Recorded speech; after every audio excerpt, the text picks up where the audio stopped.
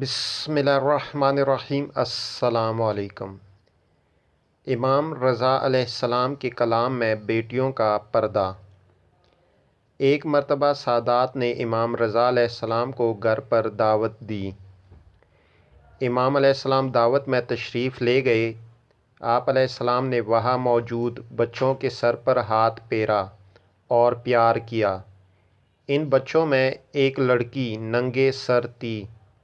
امام علیہ السلام نے پوچھا، اس لڑکی کی عمر کتنی ہے؟